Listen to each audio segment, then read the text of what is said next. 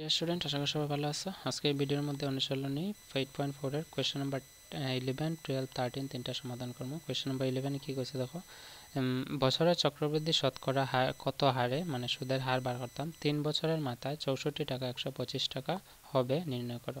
তো আমার কইছে বছরের চক্রবৃদ্ধি সুদ যদি নেই 3 টাকা মানে 3 বছরে, তাহলে কত টাকা হারে সুদটা হইব, 64 টাকাটা 125 টাকা হইব। তো সেম যারা 10 নম্বর অঙ্কটা দেখছো বা 9, 10 যে অঙ্ক যে ভিডিওর মধ্যে সমাধান করছি, এই ভিডিওর মধ্যে 10 নম্বর অঙ্কের মতো 11 নম্বরটা, তো এটা আমরা করি। প্রথমে দেওয়া আছে, যারা দেখছো না এগুলো বা এই অনুশীলন সবগুলো আমরা সমাধান করছি, ঠিক আছে। ভিডিও ডেসক্রিপশনে লিঙ্ক আছে, তোমরা দেখলে পাইবা। তো কোয়েশ্চেন নাম্বার 11 আমরা প্রথমে লিখবো যে দেওয়া আছে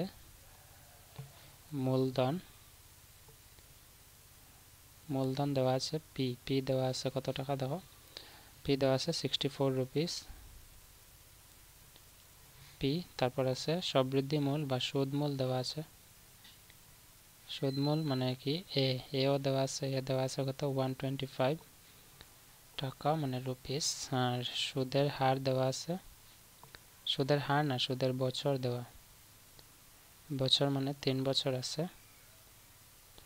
আর সুদের হার আমরা বার করতাম, সুদের হার মানে রেট বাড়িত কোয়েশ্চেন মার্ক। অতএব দিয়ে আমরা লিখবো সুদ মূলের সূত্র লিখবো, সুদ মূলের সূত্র ব্র্যাকেট এ দিয়ে আমরা লিখবো P into 1 plus R by 100 to the power n। তো সুদমূল দেওয়া আছে, সুদমূল কত আছে 125 ইজিক্যাল টু পি মূলধন দেওয়া আছে 64 1 প্লাস আর বাই 100 আর বাড়িত n কত আছে 3 বছর 3 ইজিক্যাল টু 125। এটা আর এর লগে পূরণ আছে 64 এর দিকে লইব ভাগ, তো 64 আমরা যদি এখানে লিখি ভাগ করি 64 equal to 1 plus R by 100 থাকবো টু দি পাওয়ার কিউব থাকবো, ঠিক আছে। এখন আমরা এখানে সমাধান করতে পারবো একটা জিনিস, এটা কিউবে আছে, এটা আমরা কিউবে বানাইলাম কারণ 125 এর কিউব মানে কি 125 এর ঘনমূল, 125 এর ঘনমূল হইল গিয়া 5, ঠিক আছে। আর 64 এর ঘনমূল হইল গিয়া 4, কারণ 4 আমরা ঘনমূল মানে কি 4 পূরণ 4 পূরণ 4, তো 4 4 16 4 16 64 হইব। আর 5 125 এর ঘনমূল 5 কেন, কারণ 125 এর আমরা 5 পূরণ 5 পূরণ 5 করলে আমরা পাইমু, তো 5 এর ঘন মানে 5 কিউব পাইমু এটা, আর এটা পাইমু 4 কিউব, ঠিক আছে 4 কিউব বুঝছো আশা করি। তো এটার আমরা লিখবো cube equal to 1 plus R by 100 cube. তো এখানে কিউব কিউব ক্যান্সেল, তোমরা সবাই জানো বাম দিকে ডান দিকে কিউব থাকলে ক্যান্সেল যায়। তো এখানে আছে 5 বাই 4 প্লাস 1, আচ্ছা এখানে আরেকটা সেন্টেন্স লিখে লাই 1 প্লাস আর বাই 100 আছে। তো এখানে আছে 5 বাই 4, ডান দিকে প্লাস 1 আছে আর এর লগে, বাম দিকে লিখব -1 equal to R by 100। Side এখানে নিচে কিছু নেই মানে 1 আছে, তো সাইড আর 1 এর মধ্যে লসাগু যাবে 4, 4 দিয়ে 4 ভাগ দিলে 1, 1 পূরণ 5 হবে 5 মাইনাস 1 দিয়ে 4 ভাগ দিলে 4, 4 পূরণ 1 4 ইজিক্যাল টু আর বাই 100।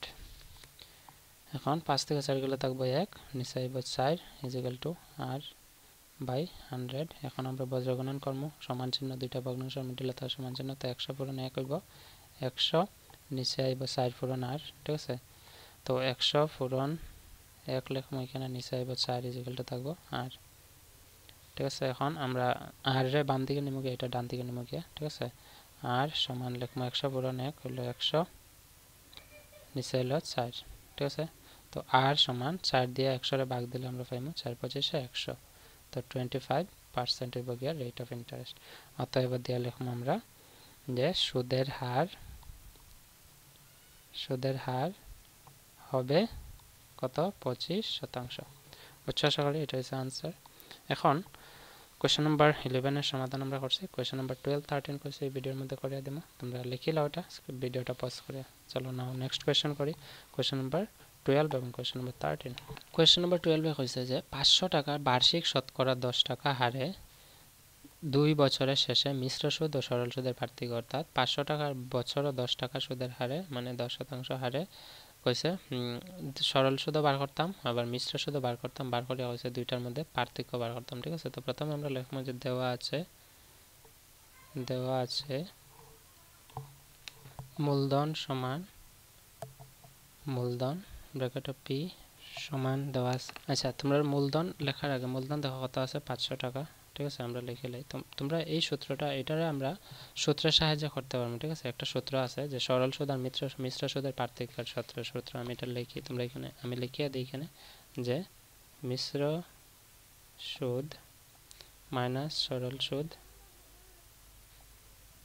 মিশ্র সুদ মাইনাস সরল সুদ, এটার সূত্রটা হইল গিয়া যে P R square divided by 100 whole square. ঠিক আছে, P R square divided by 100 whole square. আর মিশ্র সুদরে আমি কইছিলাম 8.3 অনুশীলনী করানোর সময় যে মিশ্র সুদ দুই প্রকার, মিশ্র সুদ আর সরল সুদ। মিশ্র সুদরে লেখা যায় সিআই, কম্পাউন্ড ইন্টারেস্ট। তো সিআই মানে কম্পাউন্ড ইন্টারেস্ট। তো দ্বিতীয় 2 বছর হচ্ছে, দেখো কত হচ্ছে 2 বছর। তো 2 বছর হলে সিআই 2 হইব মাইনাস সরল সুদ মানে এসআই।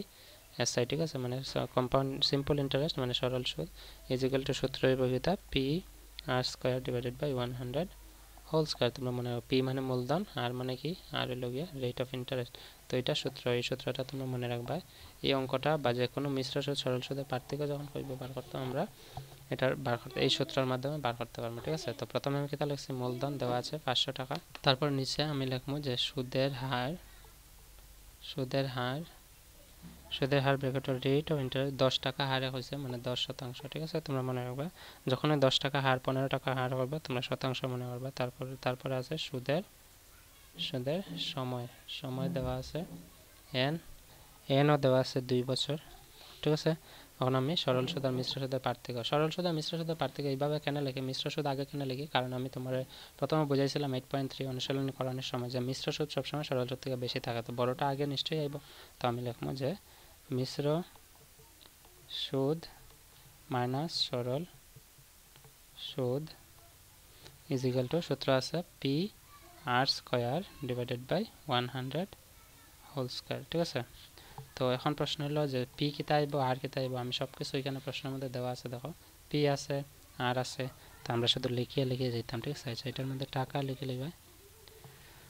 তো পি আর স্কোয়ার বসাইলে আমরা পি আর মানে কি, পি আর স্কোয়ার মানে হলো যে পি ইন্টু আর স্কোয়ার। ঠিক আছে, পির কিন্তু স্কোয়ার হইতো না। তো পি আছে কত, পি আছে 500 টাকা, প্রশ্নের মধ্যে দেওয়া আছে মূলধন, ইন্টু আর কত আছে, আর আছে 10%। ঠিক আছে, তো 10% মানে কি, 10% আর স্কোয়ার মানে আর স্কোয়ার কথার অর্থ হলো আর ইন্টু আর। তোমরা মনে রাখবে, তো আর ইন্টু আর মানে কি 10 ইন্টু 10। নিচে কত আছে 100 স্কোয়ার মানে 100 ইন্টু 100। বুঝছো আশা করি অতটুকু।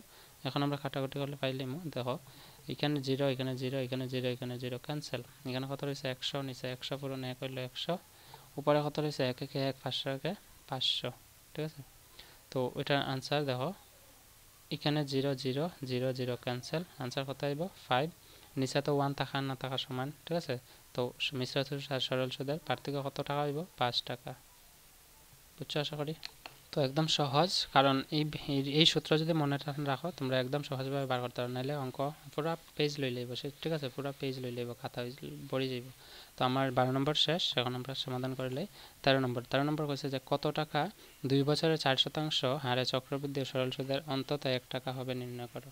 তো এটার মধ্যে কইছে যে চক্রবৃদ্ধি আর সরল সুদের মধ্যে পার্থক্যটা কি হইব, 1 টাকা হবে কত টাকার মধ্যে। ঠিক আছে, কত টাকা মানে কি মূলধন কতর মধ্যে। ঠিক আছে, তো এটা প্রশ্নটা একটু আলাদা, মানে ঘুরাইয়ে দিচ্ছে। চলো এটা আমরা সমাধান করলে একদম সহজ, যদি বুঝো বা যেগুলো যারা সূত্র দেখছো এই ভিডিওর প্রত্যেকটা অনুশীলনী প্রথম প্রশ্নের লগে, প্রথম প্রশ্নের সমাধানের লগে আমি এই উত্তরগুলা বা সলিউশনগুলা বা সূত্রগুলা কিভাবে জানতে লাগে বা শেখার কী কী কৌশল আমি শিখাই দিছি। যেমন এই সূত্রটা আছে, এটা সমাধান করতে হলে আমার 12 নম্বর প্রশ্ন লাগে, 13 নম্বর প্রশ্ন আমি এই সূত্রের মাধ্যমে করতে পারবো। ঠিক আছে, তো কোয়েশ্চেন নাম্বার 13 সলিউশন দেওয়া আছে, লেখো। তো সুদের হার আছে 4%, সুদের সময় আছে 2 বছর, আর আমরা বার করতাম কিতা মূলধন মানে প্রিন্সিপাল। ঠিক আছে, আমরা লিখবো এখানে মূলধন ব্র্যাকেট অফ প্রিন্সিপাল সমান কোয়েশ্চেন মার্ক দিবা। এখন আমি লিখবো যে আমরা জানি যে মিশ্র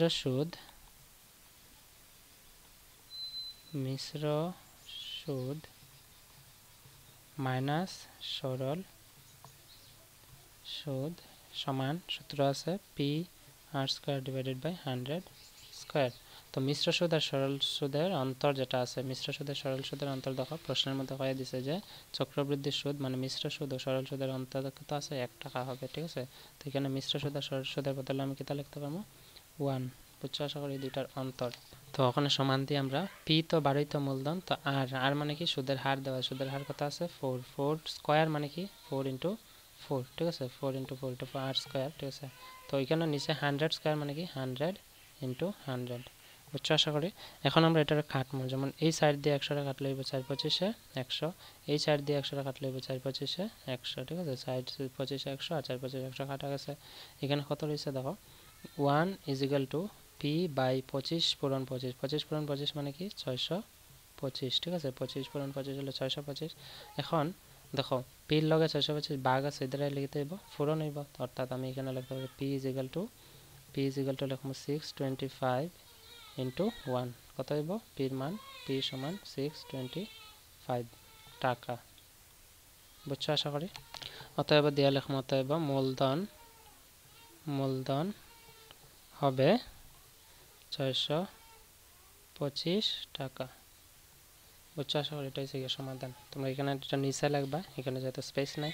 সো এই অনুশীলনীর শেষ আমার সমাধান 8.4 পর্যন্ত আমরা সমাধান করছি, 13 পর্যন্ত। চ্যাপ্টার 9-এর অনুশীলন 9.1 2 এগুলোর সমাধানের ভিডিও ডেসক্রিপশনে লিঙ্ক আছে, দেখে লাগে, ঠিক আছে। সো আশা করি ভালো লাগছে, যদি ভালো লাগে চ্যানেলটা সাবস্ক্রাইব করো, শেয়ার করো, লাইক করো। See in the next video, by.